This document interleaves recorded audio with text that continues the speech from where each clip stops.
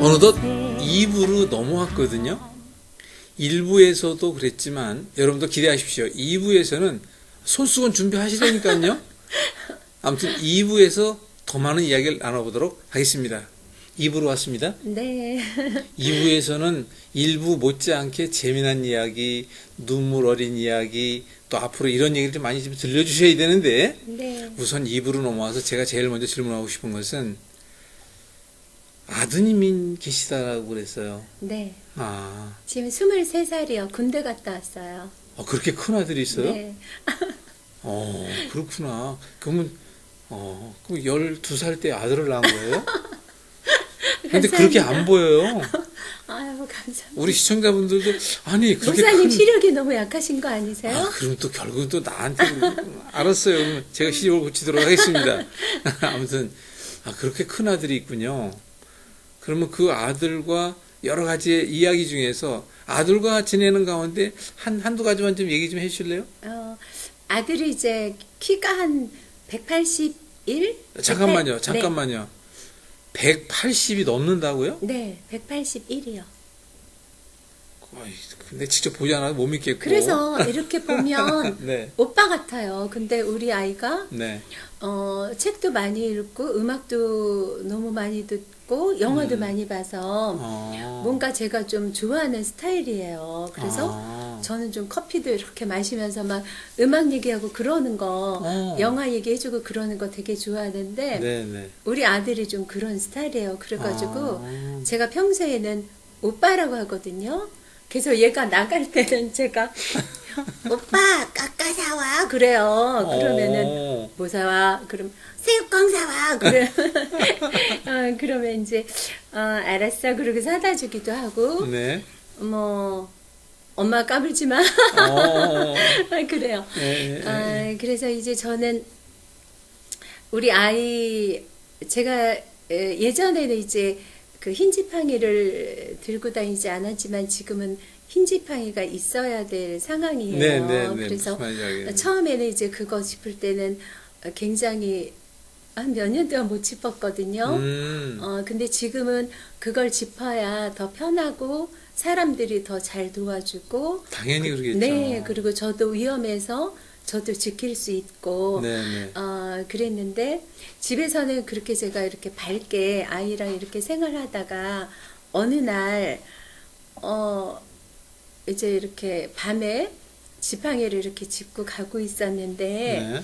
뒤에서 너무나 그 평소에 막 이렇게 밝게 얘기하던 아이가 너무 낮은 소리로 엄마 지팡이 접어 탁 그러는데요. 가슴에서 뭔가 탁 떨어지는 거예요. 그러면서 눈물이 확 쏟아질 것 같은 거예요. 아이에게는 지팡이 짚은 모습을 한 번도 보여준 적이 없거든요. 네.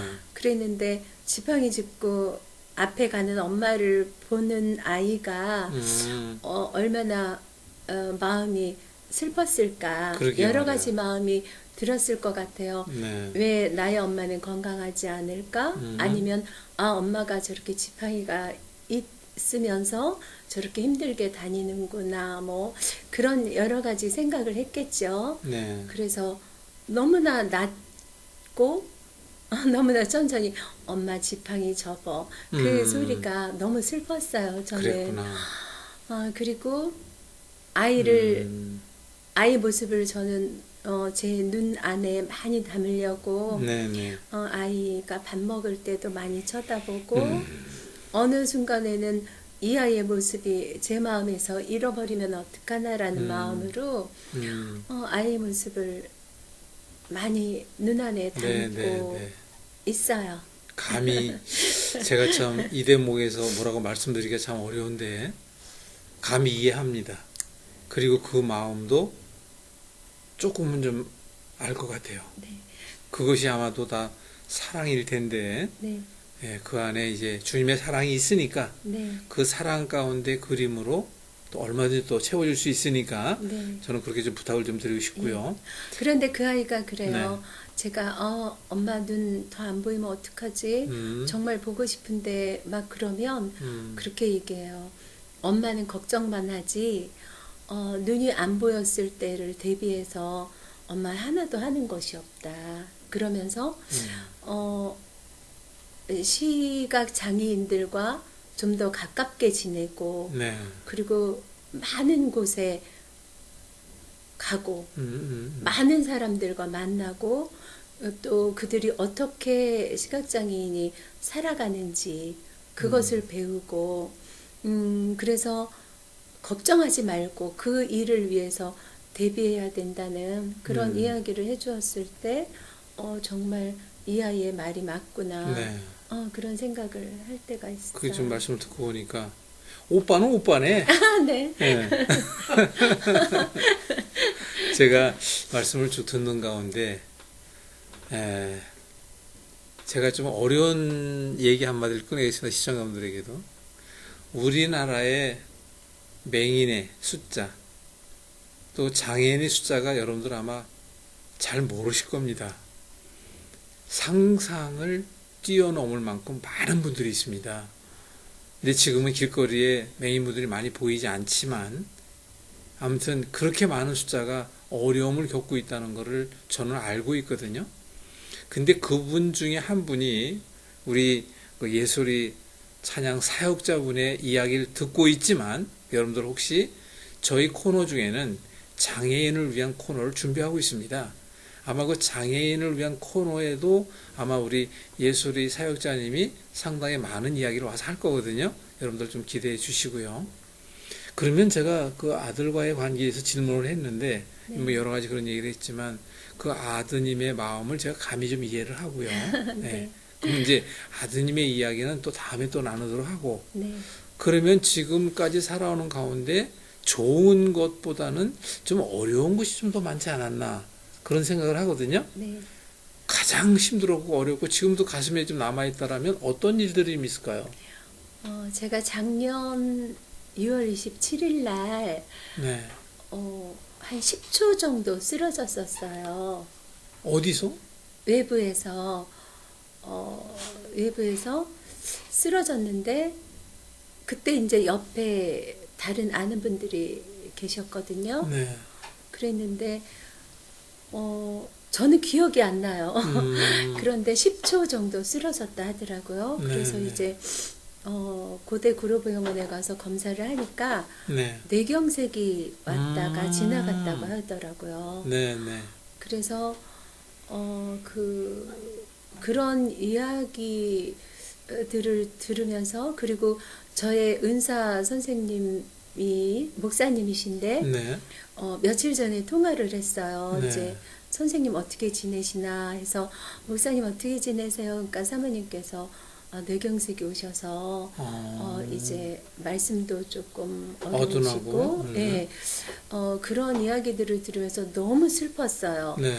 그러면서 많은 그 뇌경색이 오신 분들이 이제 말씀도 어눌해지시고 또 팔다리도 많이 불편하게 되는 그런 모습들을 제가 많이 보면서 저는 너무 그분들께는 죄송한 말씀이지만 이렇게 하나님을 찬양할 수 있는 아멘. 목소리를 다시 주신 주님께 너무 감사와 영광을 이 자리를 빌어서 네, 또 드립니다. 그래서 예전에는 뭐 찬양 사역을 해도 조금 얕은 마음으로 했다면 지금은 많이 깊어지셨네. 좀 더 깊은 마음으로 네, 네, 네.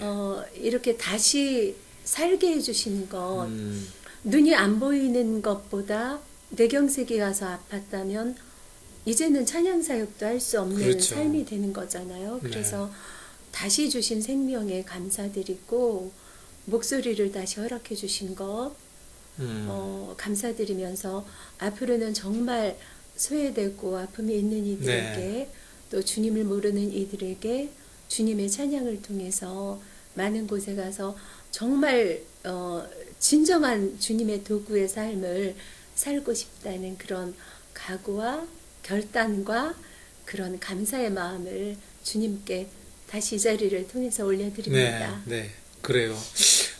지금 말씀을 듣다 보니까 참 그런 어려움이 있었군요. 근데 저는 이제 몸에 대해서는 제가 좀 알아요. 네. 뇌경색 등등 말씀을 하셨고 좀 눈에 대한 어려움도 겪고 있지만 저는 그런 부분에 대한 거를 잘 알고 있어요. 네. 그런 건 잘 모르고 있으셨죠? 제가 그런 걸 잘 알고 있다는 건. 예. 목사님을 만난 것 또한 여호와의 일이십니다. 아멘. 아무튼 좋고요. 제가 이제 도와드릴 수 있는 게 있다면 그런 부분에 대한 것, 몸의 회복을 위해서는 제가 얼마든지 도와드릴 테니까 아무튼 이것도 하나님께서 준비하신 거고 인연이니까 앞으로 그 부분에 대한 건 또 좋아지면 좋아질수록 또 우리 시청자분들이 또 얘기를 나누면 되니까 그거는 잠깐 좀 마무리하고 그러면 그런 어려움도 있었다면 혹시라도 지금까지 지내오시면서 너무 재밌었던 얘기도 있었을 것 같아요. 네. 며칠 전에 있었던 일인데요. 네.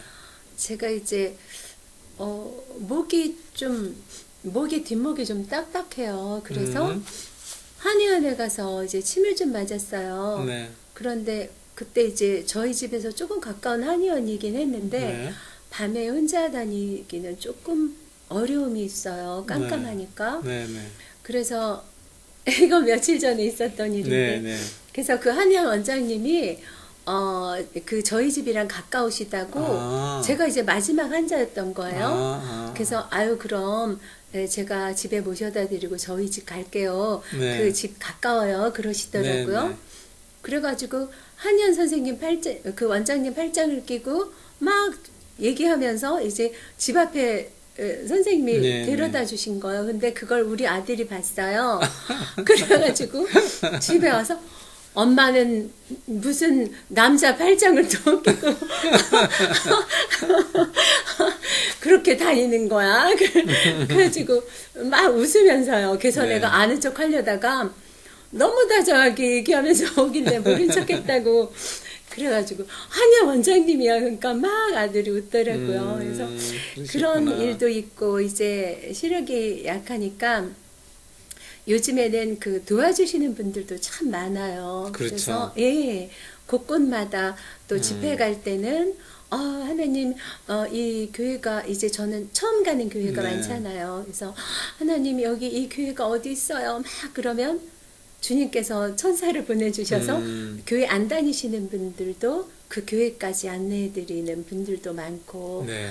그래서 정말 장애인이 살아가기 힘들지만 그래도 주변에 많은 분들의 도움과 사랑 속에서 오늘 방송국 올 때도 네. 어떤 멋진 청년이 또 저를 도와줬어요. 제가 그건 봤어요.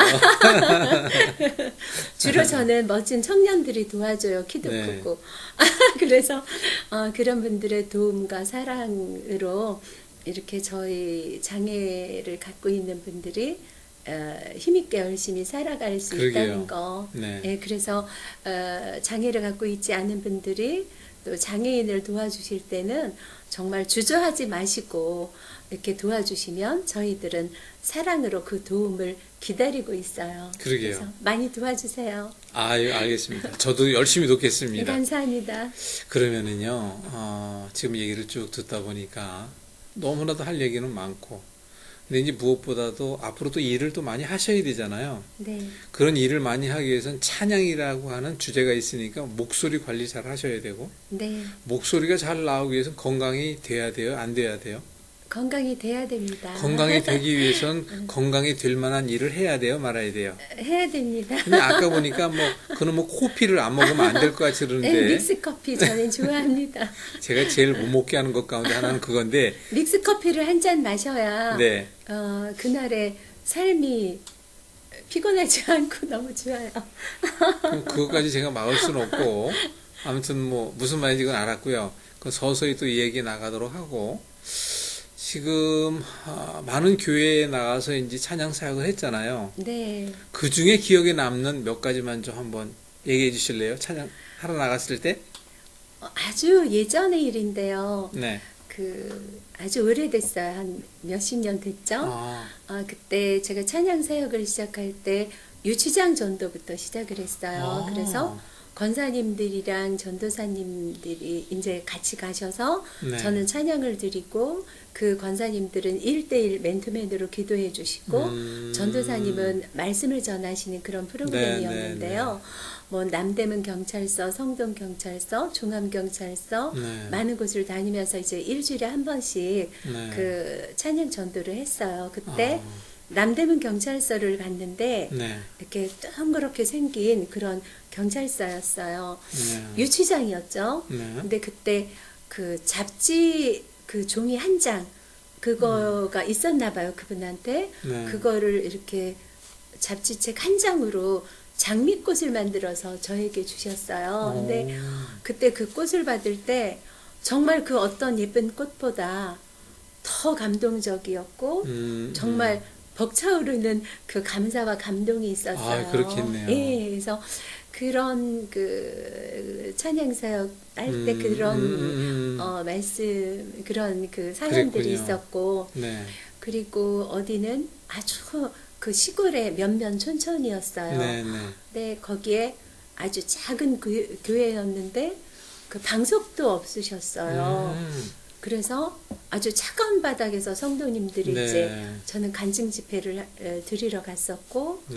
근데 목사님이 이제 찬양이 끝났는데 두툼한 봉투를 주시는 거예요. 근데 그 봉투를 딱 받았을 때 그것을 가지고 올 수가 없었어요. 저도 아. 고생하면서 갔지만, 그래서 전도사님 이 헌금으로 방석을 하셔요. 그리고 그 헌금을 다 놓고 왔거든요. 아이고, 아멘. 그런데 하나님은 정말 그 놓고 온 다음 날, 30배, 60배. 저희 지금은 그- 100배까지 온다면서요? 맞아요. 저희 교회 그 남일교회였어요. 네, 남일 네. 장로교회였는데 그 전도사님이 전화가 왔어요. 네. 그때 이제 남일교회에서 저에게 찬양 선교사를 주셨거든요. 네. 그래서 그 찬양 사역을 다니는데 우리가 매달 헌금을 이렇게 드리기로 했다고 아, 그러셔서 정말 할렐루야. 한 년 동안 계속 한 달에 한 번씩 헌금을 주셨는데 네. 그것을 보면서 하나님의 찬양은 정말 하나님의 섭리는 제가 모든 것을 놓고 오니까 정말 60배, 100배로 채워주시는구나. 아멘. 그런 그 간증이 있어요. 아, 그랬군요. 너무 감사를 드렸어요. 그때. 그래서 그러면 이제 방석하셨다고 하더라고요. 아이고, 당연히 그래야죠. 그러면은 지금 그런 외에 지금까지 몇 개 교회 정도를 방문했던 것 같아요. 대략. 셀 수 없을 것 같은데요. 요즘에는 정말 코로나 이후에는 조금 이후에는, 좀 뜸해졌죠. 뜸해졌고 네. 굉장히 많이 다녔어요. 아, 그랬군요. 예. 그 중에 하나만 더 여쭐게요. 네. 그 중에서도 꼭 좀 이 교회에 대한, 이 목사님에 대한, 이 성도에 대한 얘기를 꼭 하고 싶다. 그런 거 하나 정도만 더 말씀해 주세요. 그 말씀은 지금 섬기고 있는 평안의 네, 교회인데요. 네. 그 황유한 담임 목사님이신데 음, 우리 교회가 지하에 큰 성전이 있어요. 그래서 네. 계단을 내려가려면 정말 많은 힘들겠네요. 계단을 내려가는데 네. 거기 안내하시는 장로님들, 권사님들 한 번도 저를 혼자 내려가게 하지 않으셨어요. 그렇군요. 항상 손을 잡고 내려가 주시고 목사님 또 사모님, 부목사님들 또 항상 정말 저를 사랑으로 해주시고 뭐 점심에는 밥도 챙겨주시고 네. 이렇게 그런 밥을 챙겨주시고 그러는 게 몇 달은 할 수 있어요. 그렇지만 계속해서 해주신다는 건 쉬운 일 그렇죠. 아니고, 그래서 저는 평안의 교회에서 그러면 목사님, 사모님, 권사님, 장로님들께 지금 그렇다면 너무 많은 사랑을 그렇게 받고 많은 있어요. 사랑을 좀 받고 계신 네, 거잖아요. 네, 그럼 아무튼 그 값을 조금은 좀 갚아가도록 하십시오. 네, 그건 이제 기회가 될 때마다 네. 또 이렇게 하면 될 것 같고요. 소외되고 정말 어려운 교회를 찾아가서 네. 찬양으로 주님을 섬기는 것이 그 빚을 갚는 거라고 아이, 생각합니다. 그럼요. 그리고 저희 삶이 다하는 그날까지 주님께 찬양을 드리는 것이 네. 저의 삶의 처음이자 마지막이고요. 아, 그리고 제가 저의 찬양이 필요하시다면 어디든지 네. 달려가서 네.